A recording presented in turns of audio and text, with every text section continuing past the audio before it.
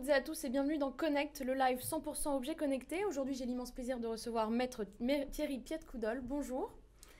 Bonjour Madame Gauthier. Merci d'être là. Vous êtes avocat Merci. donc au barreau de Paris et vous venez tout juste de sortir un livre qui s'appelle Les objets connectés, sécurité juridique et technique. Alors la première question qu'on se pose, c'est qu'est-ce qu'un objet connecté du point de vue du droit ? Qu'est-ce que les objets connectés vis-à-vis des questions juridiques et du droit? Voilà une difficile question et je regrette déjà d'être venu vous voir. Eh bien, en réalité, les objets connectés, comme vous le voyez, l'appellation est déjà un peu vague. Connecté, on comprend à peu près ce que c'est. Il y a une connexion derrière. Quant à un objet, la chose est un petit peu plus rare. Alors on commence par qu'est-ce que c'est qu'un objet connecté. Maintenant, il y en a déjà des quantités, ou plus exactement des quantités de famille. Et je vous vois venir, vous allez me demander, et alors, qu'est-ce que la réglementation, quelle est la législation sur les objets connectés? Pas du tout, non, c'est pas du tout ce Chic, que on je va vais pouvoir vous parler poser. d'autre chose. Parfait. Bon alors, est-ce qu'il existe, voilà exactement, question d'après, est-ce qu'il existe à l'heure actuelle un cadre législatif qui encadre le marché des objets connectés et les objets connectés ou pas du tout ? Eh bien, pas du tout. Pas du tout, et je me demande pourquoi j'ai écrit ce livre, puisque en 100 pages, j'explique qu'il n'y en a pas, mais qu'il faut peut-être réfléchir un petit peu. Alors, pourquoi est-ce qu'il n'y a pas de réglementation, disons même de législation sur les objets connectés? Eh bien, tout d'abord, nous avons un problème de définition. Je viens de le dire il y a un instant. Qu'est-ce que c'est que l'objet? Qu'est-ce que c'est que les objets connectés? C'est quelque chose d'un petit peu vague. Et puis, il y a dans les nouvelles technologies des secteurs qui sont assez concurrents, qui sont voisins, avec des interpénétrations. Et on peut penser à la domotique, qui est déjà quelque chose d'un peu ancien. Oui, c'est assez On vaste. peut parler du big data, on peut parler du cloud, des smart grids, du sans contact. Bon, voilà déjà toute une série d'éléments qui tournent, qui ne sont pas des objets connectés, mais qui sont à la limite. Alors, essayons de rentrer très rapidement dans la question. Les objets connectés, quelle législation, quelle réglementation? Eh bien, il faut séparer en deux. D'abord, la question des objets eux-mêmes, puis la question de la connexion. Alors en matière d'objets, eh bien, il y a déjà des objets qui sont connectés. Ils étaient même connectés avant qu'on parle des objets connectés. J'ai cité il y a un instant la domotique, ça en fait partie. Il y a des objets qui sont un peu intermédiaires. On peut penser aux voitures qui sont de plus en plus connectées. Et puis il y en a d'autres dont on a parlé il y a peu de temps, qui sont les drones. Et puis il y a aussi les montres connectées qu'on a au poignet. Eh bien, pour les plus vieilles de ces technologies ou de ces objets, il y a déjà des législations qui existent. Regardez la domotique, les voitures, etc., etc. Et pour le reste, eh bien, il faut changer, il faut aller sur la deuxième partie de la problématique, c'est-à-dire la connexion et donc tout ce qui va tourner autour des problèmes de connexion qui va nous amener tout doucement vers les données, et c'est là que beaucoup de problèmes vont se poser. Alors, est-ce qu'il existe à l'heure actuelle des réflexions, à défaut d'avoir une législation, ou des groupes de travail pour donner justement un cadre? Eh bien, écoutez, oui et non. Bon, d'abord, même si je suis juriste, j'ai peut-être tendance à assier un peu la branche sur laquelle je suis assis en disant est-ce qu'il faut faire des législations, des réglementations sur tout ce qui apparaît, surtout dans les secteurs des nouvelles technologies, ce qui serait une bonne façon de plomber totalement ce secteur? Sans doute pas. Il faut regarder, il faut attendre un peu pour voir comment ça peut se passer. Des groupes de réflexion, des essais de législation, il n'y en a pas. Une réglementation européenne a été vaguement tentée il y a quelques années, annoncée seulement, et même cette réglementation européenne n'a pas été plus loin, elle a explosé en différents secteurs. Ce que nous avons en France, et depuis le ministre Montebourg, nous avons un programme de 34 plans d'avenir, 34 plans industriels d'avenir, et les objets connectés sont un de ces plans d'avenir. Mais un parmi 34. Un parmi 34, et puis le seul résultat des premiers travaux qui ont été faits, qui ne sont pas des travaux négligeables, mais c'est quelque chose de pratique, c'est la réalisation, la création d'une cité des objets connectés à Angers. Mais là, il s'agit d'aider les sociétés intéressées, les startups, à fabriquer. Il ne s'agit pas de savoir comment on va réglementer tout ça. Concrètement, les 34 plans d'avenir, et celui qui concerne les objets connectés, est ce qui fait avancer le schmilblick, notamment d'un point de vue juridique? Sans doute pas dans un premier temps. Je fais en tout cas partie personnellement de la liste des personnes intéressées ou qui se sont manifestées ou qui étaient présents dans la réunion à Bercy l'année dernière, etc., sur les objets connectés. J'ai proposé une réflexion juridique en montrant déjà quelques aspects un peu pernicieux ou des facteurs bloquants, comme on dit à la Commission de Bruxelles, mais ça n'a pas rencontré un écho très très intéressé. La priorité, semble-t-il, c'est de fabriquer, de créer des objets connectés. Là, on ne peut pas donner tort. Alors, puisqu'on est face à un vide juridique, qu'est-ce qu'il faudrait mettre en place pour justement encadrer le marché? C'est quoi la première étape, la première chose à faire? La première chose à faire, c'est un petit peu délicat. C'est ce que j'ai essayé de faire dans ce bouquin, c'est de se poser des questions. Hein, c'est de savoir où on se situe, comme je le disais tout à l'heure, le secteur d'un côté qui a des interpénétrations avec d'autres secteurs. C'est la question des objets eux-mêmes et de la connexion de l'autre côté. Bon. Ensuite, eh bien, effectivement, il faut réfléchir. Il y a sûrement la place pour des groupes de travail.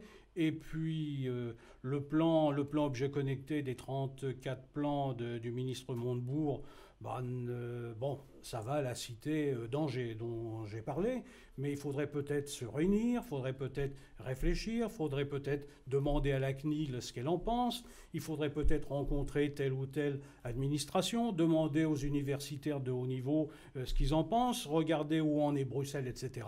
Bref, il y a un tour d'horizon à faire avant de se mettre à écrire des lois. Il y a quand même pas mal de choses à faire, si j'en crois ce que vous me dites. Alors, pourquoi avoir écrit ce livre sur les objets connectés? Je rappelle son titre, Sécurité juridique et technique. Qu'est-ce qui vous a donné envie d'écrire ce livre?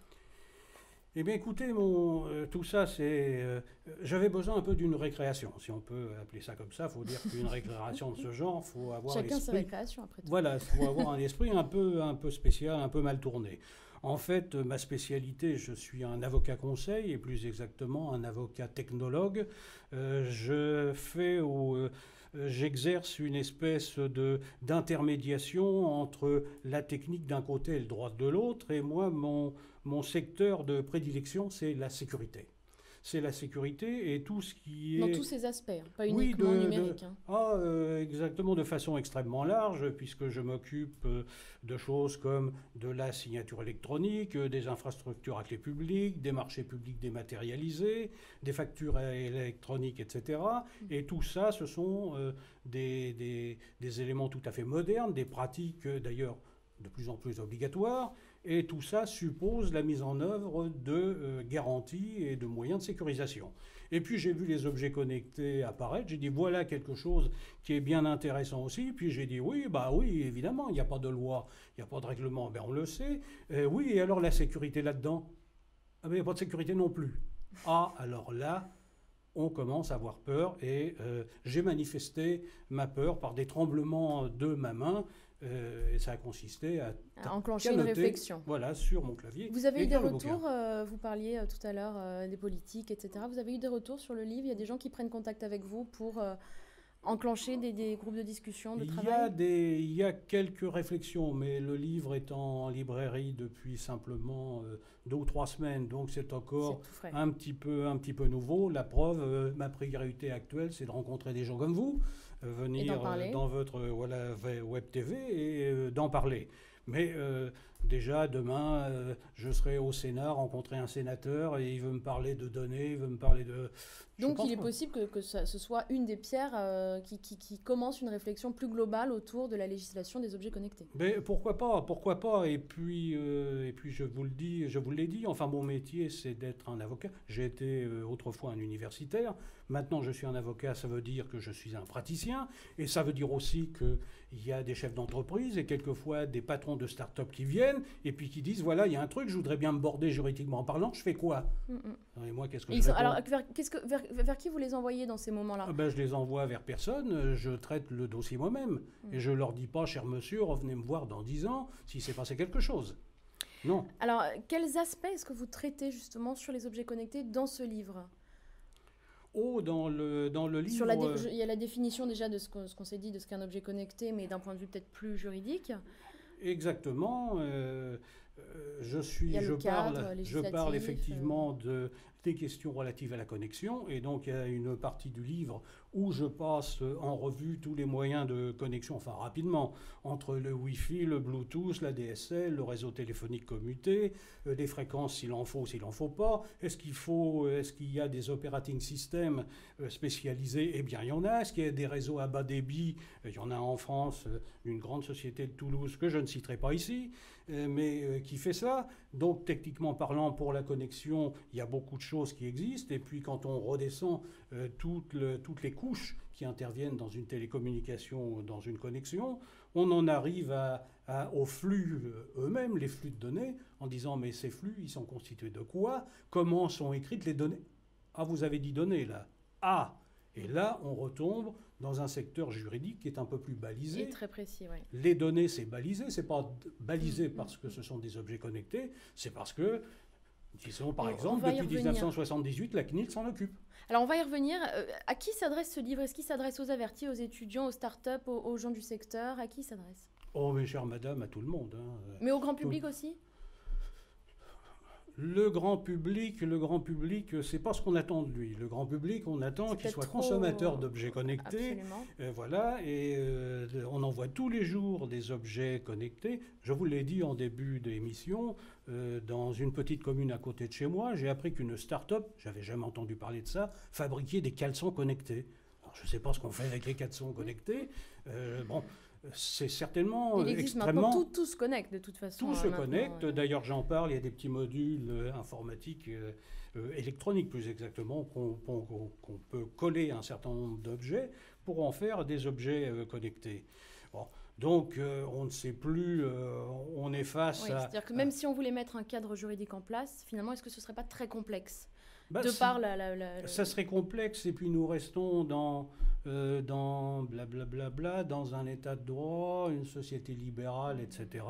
Bref, tant que ce n'est pas franchement interdit, pourquoi est-ce qu'on n'essaierait pas de faire des objets connectés et de développer aussi cette branche d'activité? Bon, en fait, vous allez me dire, ah ouais, mais c'est le vide juridique. Alors justement, il y a un vide juridique, la nature n'aime pas le vide, donc finalement, quelles règles se substituent à ce vide juridique concrètement, s'il y a un problème, vous parliez des données, ça dépend totalement de la nature de... Oui, je vous disais rapidement il y a quelques instants qu'avant d'être avocat, j'étais à l'université, et là, ça me ramène à des propos que je tenais à mes étudiants. Alors le vide juridique, ah oui, les objets connectés, c'est un vide juridique. En fait, et je vous la fais rapide, c'est de dire que le droit, on dit le droit est en retard. Le droit est toujours en retard. C'est naturel. Comment ça se fait, ça? C'est comme ça que ça se passe. Alors, et est-ce qu'un jour il pourrait pas être à l'heure un petit peu? Il faut s'en méfier, n'est-ce pas? Les lois qui essayent de précéder justement les faits ou les comportements, c'est plutôt du genre dangereux. Ici, nous sommes dans les nouvelles technologies, ça galope. Donc les juristes, déjà, ils ont déjà tendance, il faut qu'ils galopent, ils doivent galoper encore plus vite derrière les nouvelles technologies. Et puis, je vais être un petit peu pompeux en vous disant, vous savez, le droit, une règle de droit, c'est la concrétisation par le législateur d'un comportement social dans notre pays, comportement social qu'on constate, qu'on veut encourager ou qu'on veut au contraire interdire.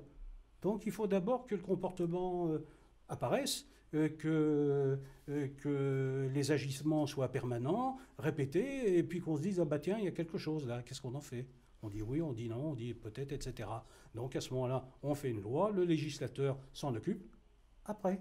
Alors quel type de loi pourrait-on voir arriver? Qu'est-ce qu'il faudrait comme type de loi? Qu'est-ce qu'elles devraient stipuler finalement, ces lois relatives aux objets connectés? C'est ça aussi la question. Écoutez, en tant que praticien, je ne vais pas me hisser à la hauteur du législateur. Mais j'expliquerai au législateur ou je lui rappellerai, pardon, soyons modestes, d'une part que les données sont déjà largement vues, organisées, planifiées. Bon, il y a déjà tout ce qu'il faut. Par contre, moi je vois bien, là tout de suite, en tant que praticien, je vois bien deux types de problèmes juridiques que je vois là tout de suite avec les objets connectés. Bon. D'abord, l'objet connecté, il y a l'objet, si vous voulez, et il se connecte pour envoyer des données, et ces données vont à ce que j'appelle, faute de mieux, un terminal naturel. Alors par exemple, si c'est votre montre qui est connectée, ça va aller à votre smartphone, voilà le terminal, ou éventuellement à votre tablette. Voilà. Et donc, vous avez une application qui tourne sur la tablette, le smartphone qui vous dit des trucs, etc. etc. Bon. Là, ici, je vois déjà une difficulté, enfin pas une difficulté, mais éventuellement la possibilité d'une difficulté, puisque, ça a été dit tout à l'heure, il n'y a pas du tout, de sécurisation actuellement sur les objets connectés. Il faut rétablir de la sécurité, et ça, nous avons des textes qui sont des textes européens, qui sont obligatoires en France à partir de juillet 2016, et qui vont dire qu'il faut faire de la sécurité dans tous les flux de données. Et donc là, les spécialistes vont s'y retrouver parce qu'on va leur dire il y a de l'identification, il faut de l'authentification, il faut de l'intégrité, il faut sans doute de la confidentialité, il faut ensuite de l'interopérabilité pour pouvoir se comprendre quand on se parle, et de la traçabilité. Ah, la traçabilité, ça m'amène à mon deuxième type d'interrogation, je suis parti de mon objet connecté pour aller à mon terminal naturel. Oui, mais après, ça s'arrête là. Non, mais vous plaisantez. Ça s'arrête pas là. Donc ça va chez un serveur, dans une plateforme. Mais pour qui? Mais pourquoi? Mais qui le fait? Pour faire, etc. Voilà, etc. Alors traçabilité. Où vont ces données? Excusez-moi, ce sont les miennes.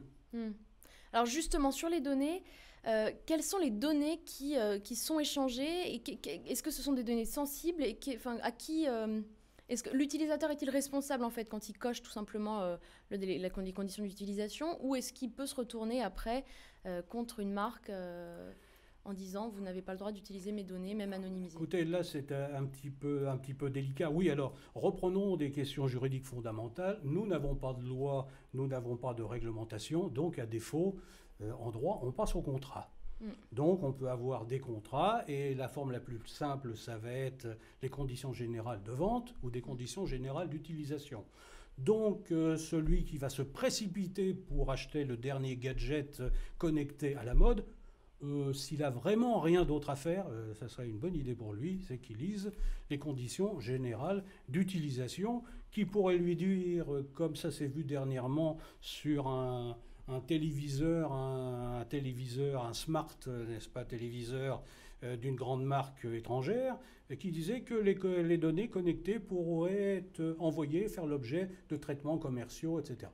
Bon, si ce sont que des traitements commerciaux... Donc il ne peut pas, dans ce cas-là, il ne peut pas se retourner contre la marque. C'était écrit, à lui de lire. C'était tout à fait écrit. Il peut, mais du moins, on peut lui répondre qu'il avait qu'à lire. C'était tout à fait écrit, sinon bien, le pauvre homme qui aura des difficultés, ou la pauvre femme, pourquoi elle n'est pas exempte d'objets connectés, n'est-ce pas, eh bien, va se trouver face aux difficultés, et comme il y a de fortes chances que les difficultés soient autour des données, elle aura, cette personne, sans doute, un renfort à côté de la CNIL, du côté de la CNIL. Est-ce qu'on pourrait imaginer une action de groupe, que des gens s'allient pour faire une class action ou une action de groupe contre une marque qui aurait utilisé des données, même anonymisées, pour en faire quelque chose de public ou les publier d'une manière ou d'une autre?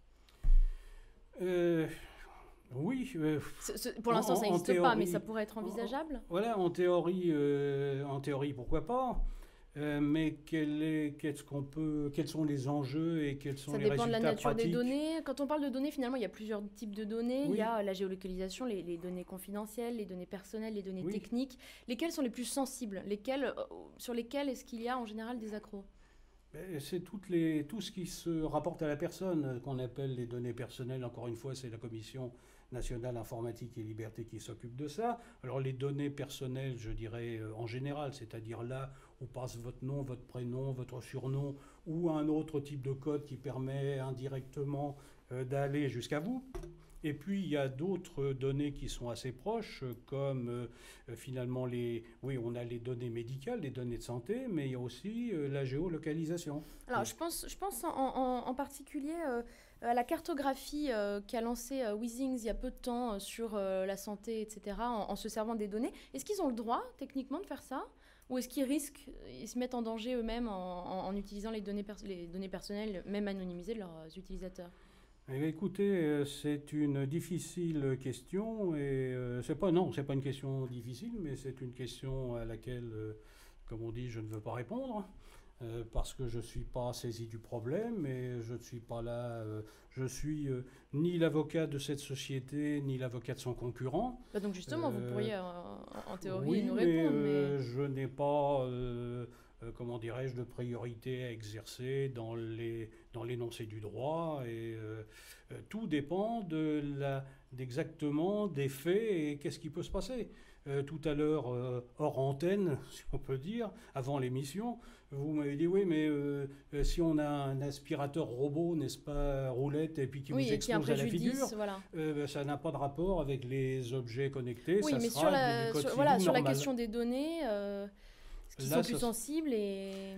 Écoutez, on pourra sûrement faire ce qu'on veut, on pourra faire ce qu'on veut, on pourra intervenir, on pourra demander à la CNIL de s'en mêler, la CNIL pourra vous dire allons jusqu'au tribunal, allons voir le juge, etc. Mais on est encore face à un problème que vous connaissez bien et qui est le suivant, c'est que de toute façon, vos données, elles sont parties quelque part. Et même si on dit, monsieur la société machin, vous n'avez pas le droit de vous les supprimer, mais c'est fini. Des données qui sont connectées, qui sont vidées dans le cloud ou qui sont vidées dans le big data, elles sont là à perpétuité. Vous ne pourrez jamais les récupérer ou les annuler, jamais. Donc c'est foutu. Autant qu'à faire, il faudrait essayer. Donc à chacun d'être responsable de ses données, de ce qu'il en fait. Bah ça, c'est comme d'habitude, il faut être un peu raisonnable dans sa vie. Et puis de temps en temps, il faut lire les conditions générales d'utilisation. Pas marrant, mais bon. Merci beaucoup, Maître Pied-de-Coudol. Restez avec nous. On passe tout de suite à la start-up de la semaine. Je vous remercie.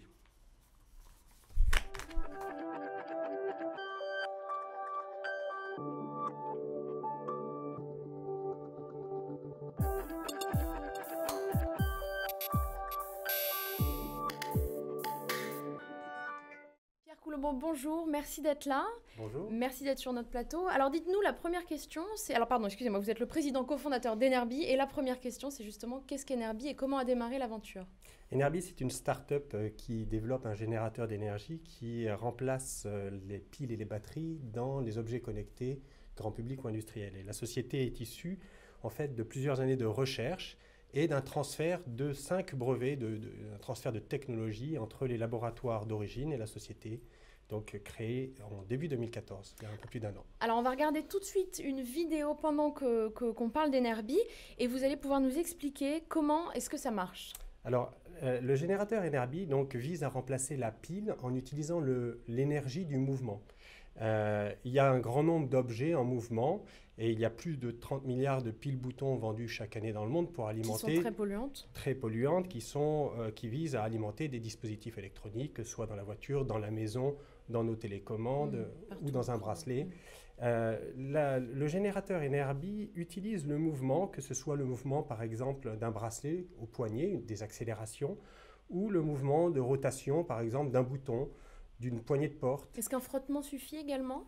Alors on va avoir vraiment le mouvement d'un objet, mais ça peut être l'objet au poignet ou l'objet que l'on manipule comme un bouton, un variateur de lumière. Et alors comme on l'a vu dans la vidéo, ça peut être une voiture. Dans la voiture, avec le remplacement de la pile par exemple pour alimenter les dispositifs de transmission sans fil, de mesure de pression des pneus par exemple. Dans la maison, pour remplacer en fait la connexion par câble entre votre interrupteur de lumière, votre variateur de lumière ou le thermostat et puis ce qu'il commande et donc supprimer les coûts d'installation du câble. Ça peut être par exemple aussi dans une télécommande ou un bracelet en remplaçant le changement de la pile ou le changement de la recharge de la batterie que vous pouvez avoir dans vos bracelets connectés, par exemple. Alors finalement, c'est vieux, pas comme le monde, mais enfin c'est quand même vieux. C'est comme le principe de dynamo, c'est comme le principe d'éolien.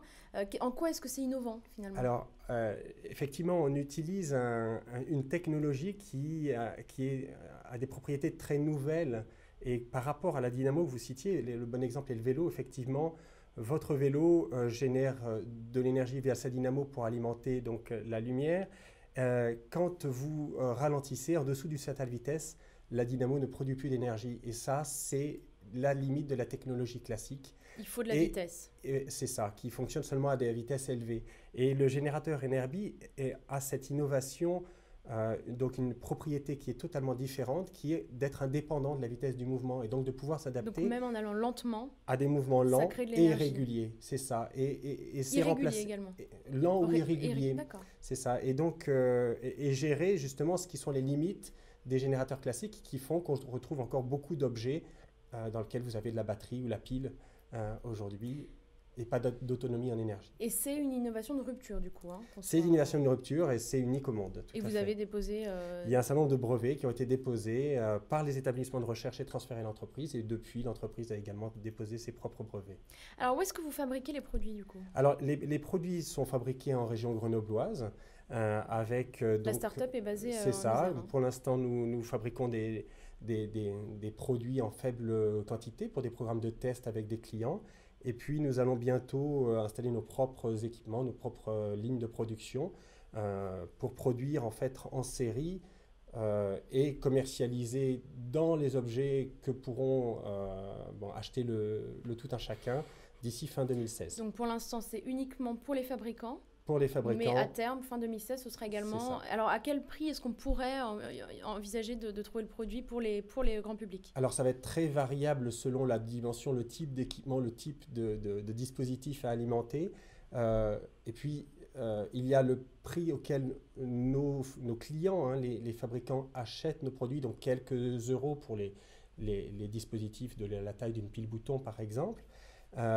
Mais qui eux-mêmes, nos clients, vont intégrer ces produits et donc derrière apporter une solution autonome en énergie, mais donc un produit fini que le grand public pourra acheter. Donc ça reste à définir. C'est ça, donc quelques euros pour des dispositifs de la taille d'une pile bouton, c'est un bon ordre de grandeur. Très bien, écoutez, merci beaucoup à tous les deux d'avoir participé à cette émission. On se retrouve la semaine prochaine pour un nouveau numéro de Connect.